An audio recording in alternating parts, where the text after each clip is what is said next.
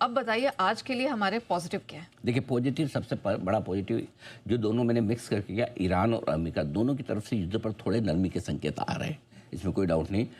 Iran के संकेत ज़्यादा इंपॉर्टेंट है, अमेरिका के संकेत भी इंपॉर्टेंट तो है ही। मई सीरीज़ के पहले दिन बाजार बेहद हल्के हैं, ज़्यादातर ट्रेडर्स की पोजीशन खत्म हो चुकी है। वैसे भी मार्च के महीने में लिक्विडिटी की समस्या रहती है, लोग खत्म करते हैं। दूसरा, तीसरी है कच्चे तेल में हल्की नरमी। मैं ये नहीं कहूँगा कच्चा तेल बहुत बढ़िया, लेकिन कम से कम बढ़त रुकी है, $105 के आसपास रहना भी ठीक है। एशियाई और अमेरिकी बाजारों में तगड़ी तेजी हुई है, 4% नैस्डैक का बढ़ना कोई बड़ी बात, छोटी बात नहीं है। और कोरिया और जापान 3 से 5% मजबूत होते दिख रहे हैं।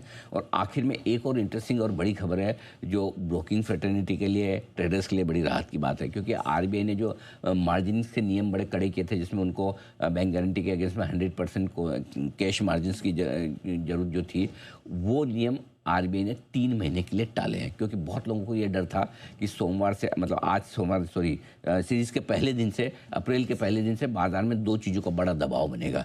वॉल्यूम्स काफ़ी तेज़ी से घटेंगे। एक तो ये कि एसटीटी आज से बढ़ रहा है, तो नेचुरली एसटीटी तो बढ़ रहा है, तो वो जो भी आर्बिट्रेजर्स हैं, जॉबर्स हैं, जो एल्गो ट्रेड करते हैं, उनकी कॉस्ट बढ़ाने वाला है। सो नेचुरली वॉल्यूम कम होंगे।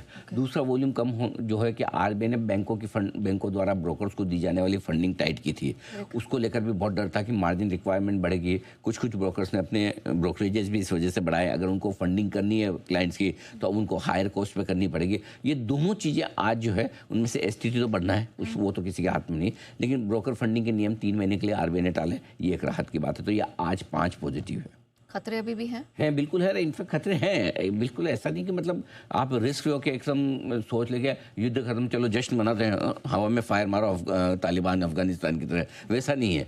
खतरे अभी बहुत सारे हैं। पहली चीज़ तो ईरान ने अभी तक सिर्फ बातचीत का पहला संकेत दिया, न बातचीत शुरू की है, न ये कहा कि युद्ध विराम करें। दूसरी चीज़ एक और, उन्होंने युद्ध विराम की बात नहीं की है, हम गोलियां नहीं मारेंगे भाई, हम नहीं दागेंगे मिसाइल है, ये अमेरिका ने बोला है। और अमेरिका ने भी क्या बोला, हम पावर प्लांट पे नहीं डालेंगे, ठीक है ना। पावर प्लांट का युद्ध विराम किया था अमेरिका ने ओवरऑल, तो अमेरिका भी दूसरी जगह तो मार ही रहा है। कल भी वो उनकी न्यूक्लियर सिटी है, जो क्या नाम है उसका, बशर कुछ, हाँ वो नाम भी ऐसा है। तो अपनी तरह वो कहाँ, यहाँ पे कानपुर नागपुर टाइप नहीं है, तो याद रखना मुश्किल होता है, उनके शहर आ जाता है पीछे। तो वहाँ से युद्ध रुकने के अभी भी संकेत आए नहीं, ठीक है, युद्ध विराम के। कच्चा तेल घटा है, गिरा नहीं। 110 से 105 आया है, कोई टूट के 195 में नहीं आ गया, ठीक है ना। तीसरा, हॉर्मुज के अभी भी पूरी तरह से खुलने के आसार नहीं है, अभी भी हॉर्मुज टाइट ही है। जो ईरान की मर्जी हो रही है वही निकल पा रहा है, ठीक है। हमारी ये तो सब बाहर की होगी, हमारी अपनी दिक्कत देखो। सबसे बड़ी प्रॉब्लम हमारी एफआईएस की बड़ी बिक वाली। खराब खबर हो या अच्छी खबर हो, बाजार अच्छा हो या खराब हो, इनको तो बेचनी ही है। तो मेन सबसे बड़ी समस्या एफआईएस है कि बाजार बढ़ भी जाए, 10-10, 15 हज़ार करोड़, 5-5 हज़ार करोड़ बेचेंगे तो करोगे क्या फिर आप? करेक्ट ये है। गैप अप ओपनिंग जब भी होती है तब और ज़्यादा डर लगता है। मतलब वो मतलब क्या प्यार से, थप्पड़ से नहीं, प्यार से डर लगता है उसे।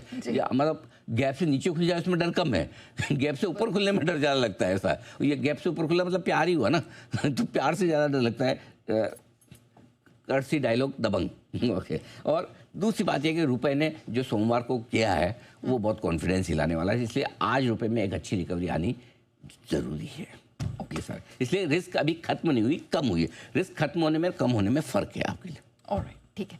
ये तो चलिए हमने ट्रेड सेटअप, सेंटिमेंट और सारे डिटेल समझ लिए, लेकिन डेटा अब उसकी तरफ बढ़ते हैं। यह है मार्केट डेटा, एनालिसिस इनसाइट।